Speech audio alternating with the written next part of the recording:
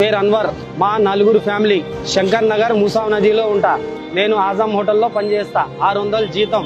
మూసి పక్కన మా ఇల్లుండి ఆ దురవాసనకి మాకు ఇబ్బంది ఉండేది. ఇంకా పిల్లలకి జ్వరాలు, అప్పుడప్పుడు వర్షాకాలంలో వర్షం వచ్చేది, ఆ ఇళ్లలో నీళ్లు వచ్చాయి, ఇంటికి పైకి ఎక్కే పరిస్థితి వచ్చేది. మాకు నిద్ర లేక మేము చాలా ఇబ్బందులు పడ్డాం.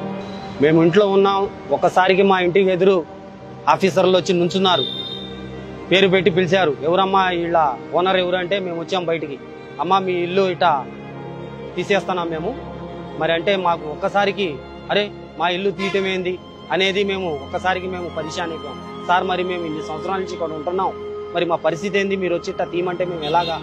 వానకి తడిసాం, నీళ్లు వచ్చినా మేము వరదలకి పైకి వెళ్ళాం, మళ్ళీ కిందకు వచ్చి మేము ఇళ్లల్లో ఉన్నాం. ఎండిపోయిన తర్వాత మళ్ళీ కడుక్కొని చేసి అదే ఇంట్లో ఉన్నాం. మరి మా ఒక్కసారికి మీరు వెళ్ళమంటే మేము ఏడకి వెళ్ళాలి సార్ అనేది మేము చెప్పాం.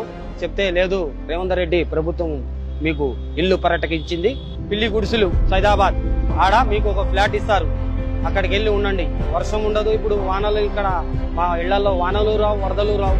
మేము చాలా సంతోషంగా ఉన్నాం. మా పిల్లలకి రోగాలు కూడా రావు. ఇప్పుడు మేము హ్యాపీగా ఉన్నాం సార్. నేను నిన్న వెళ్ళి చూసా. నేను మా ఇల్లు ఖాళీ చేసి 2 రోజులు అవుతుంది.